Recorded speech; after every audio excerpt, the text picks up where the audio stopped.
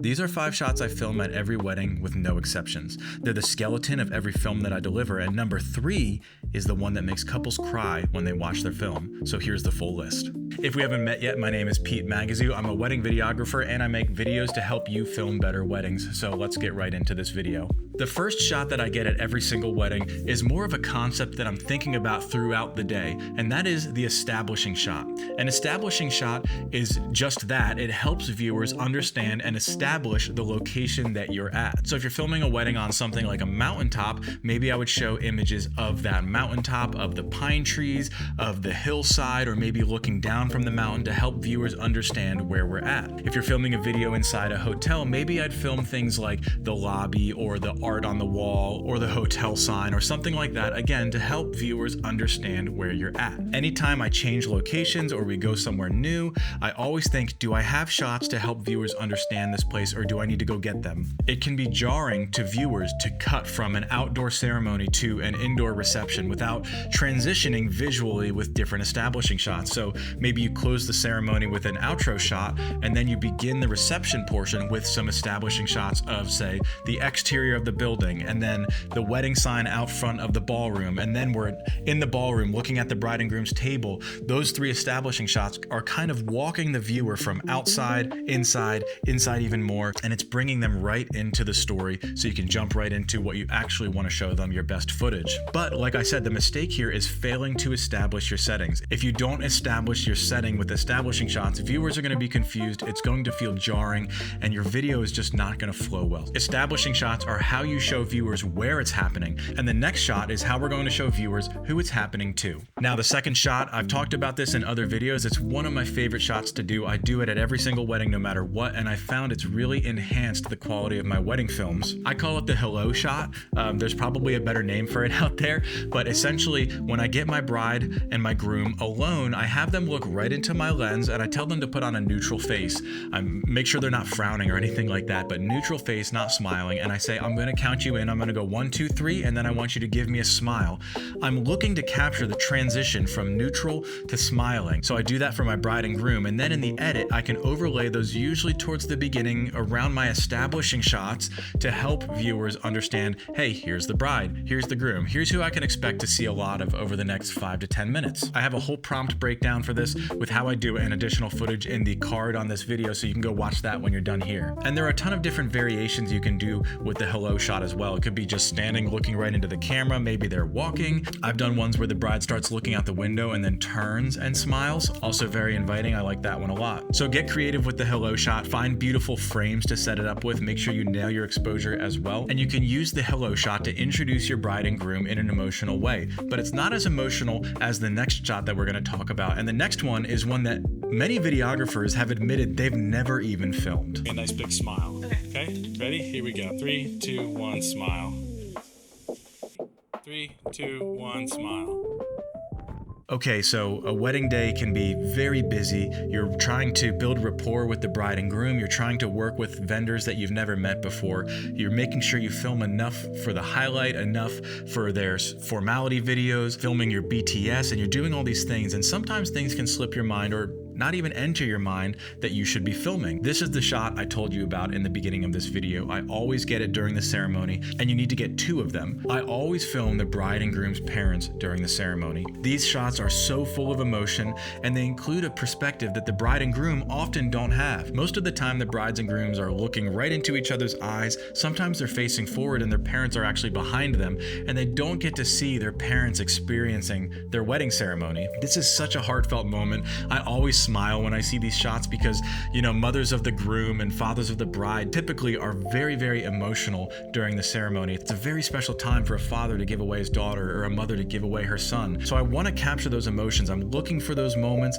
I'm looking for maybe a mother wiping the tear away from her eye or resting her head on her husband's shoulder as her son or daughter is getting married. A tip to get these shots is to work your way up the outer sides of the ceremony where you can then shoot across to the far side to see their faces. So I'll go up to the left side of the ceremony, up at the front left, and I'll shoot past usually the groom's parents to get the bride's parents. And then I'll walk all the way back around to the right side of the ceremony, shoot past the groom's parents to get the bride's parents. You can't really reshoot these. They only happen during the ceremony, and that raw emotion is usually only there for a few short moments. So I try to get that done near the beginning of the ceremony when the emotions are still settling in and people haven't really like sat down and taken a deep breath yet. And again, these shots are the ones that brides and grooms tend to love the most because it's something that they don't get to experience that much. Of course, they get to experience their portraits, their bridal portraits, their family photos, the dancing, but they don't get to see everything that happens at a wedding. So you're showing them something that they completely missed on their wedding day. I've gotten so much feedback from brides and grooms saying, we're so glad that you got the shot of my mom during this moment or my dad during this moment. Add it to your list. Start filming parents during your wedding ceremonies. Okay, I know that's a heavy one, but I love capturing the emotion in the parents during the wedding ceremony. Shot 4 is a really popular one. You might already know it, but I'm going to give you a couple tips to make it even better. And this shot is the bridal party cheer and kiss. At some point during your wedding day, you're going to line up the bridal party with the guys and the girls and the bride and groom in the middle. You're going to do some formal pictures. The bride and groom are going to kiss and everybody's going to throw their hands in the air like they just don't care. But here are my few tricks that, in my opinion, make that moment feel a little bit more alive, a little bit more dynamic, and a little bit more unique, so it's not the same thing in every wedding film. First is this: I always tell people right before I count them in, I say, hang on, hang on, hang on. I know what you're thinking. I know you're thinking, I'm about to cheer, I'm gonna throw my hands in the air like I just don't care. Whatever you're thinking, I want you to double it. No, I want you to triple it. Triple how crazy you're gonna go. Border on getting dangerous with how crazy you're about to go. I really just wanna hype people up. I wanna get them to push the envelope, to go a little bit crazier, and to really let their personalities show. And you can see when you say that, a lot of times there's like 2 or 3 groomsmen who are like, they've been unlocked and they have received your permission to just go insane. It always creates much more lively kiss and cheer photos like we're doing here. Another way to make this video a little bit more dynamic is, rather than having them in a line of groomsmen and bridesmaids and bride and groom in the middle, you can either, one, have some of the bridesmaids and some of the groomsmen switch so you have intermingled sides.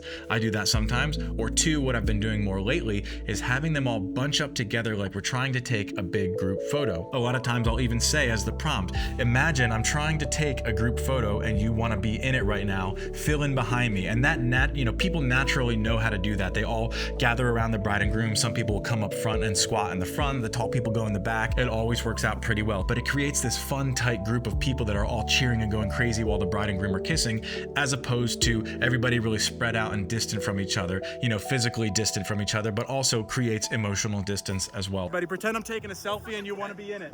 So come fill in the back, come fill in the front. We're taking a big group selfie.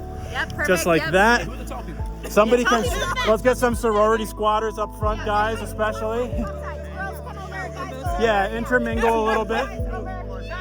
Perfect, okay, let me make sure I can see everybody. 2, come over here. All right, everybody, we're gonna look right at my lens. You 2 are gonna kiss, same thing, you're gonna go crazy, just times 3 the crazy. 3, 2, 1, go crazy! But that's shot number 4. The last shot is one of the most important ones. It really sets people who film weddings apart from people who make wedding films. There's a big difference in that, and shot 5 is one of those different makers. Okay, so shot 5 is the closing shot. We talked about establishing shots early on, helping viewers understand where you are, introducing new settings, introducing people, like with the hello shot. Now, the closing shot is another concept that I want you to be thinking about throughout the day. How am I gonna end this video? How am I gonna close the story on these 2? There are a bunch of different ways you can close a wedding shot. For example, sometimes I've done shots where it's a shot of the sweetheart table with everybody dancing in the background and it's a fadeaway, or it's a shot that cuts to black. The same shot could cut to black if the song lends itself to that. I've done shots where the bride and groom are walking away during their portrait session and my camera tilts up to the sky and I can blur that out or fade it out as I please. I've also ended plenty of weddings on a sparkle or exit dip kiss or a twilight dance, when the bride and groom have a private last dance in the reception space. There are so many different ways that you can end a wedding film. I'm not telling you to pick one and film it every time. I'm more telling you to put it in your mind that you need to be able to answer that question. At some point in the day, I got a shot that I can end this film with. It could be them walking away. It could be their sparkle or exit. It could be any of the things I said. It could be something else, but you need to be thinking, how am I going to end this wedding film? Because beginners and people who aren't thinking about the edit or the deliverable will just say, I'll just go find the best shot I've got to end it and I'll work with that. But a professional wedding videographer, somebody who's thinking ahead, somebody who's planned out and knows what they're doing, is gonna throughout the day think, can I close with this? Is this a good way to end the story? Can I trail my camera off from my subjects here in a way that will be able to be used at the end of a film? It is more of a mindset thing than it is a specific shot thing, but it's one that will really, really enhance your wedding films. Your clients are gonna notice it, they're gonna appreciate it, just like they're gonna appreciate when they see that you filmed their parents, or that you're establishing the wedding venue that they paid so much money for, or you're introducing them with a beautiful smiling portrait, or their bridal party looks like they're having a ton of fun. These are just 5 shots that I get at weddings every single time, and I'm encouraging you to take them, make them better, comment what you do differently, and if you want 5 more shots, I have another video that you can go watch next to get a total of now 10 shots that you can do at your next wedding. I encourage you to go check that out. I hope I'll see you there. Thank you for watching this video. I hope you learned something from it. That's why I'm making these videos, to help people who want to be in wedding videography or videography in general, to get better at their craft, to be better business people, to get more clients, to make more money, and to be more successful and more creative, and to contribute more to the artistic environment. So if you liked this video, please hit the like button. Don't forget to subscribe to me, and I will see you in the next one.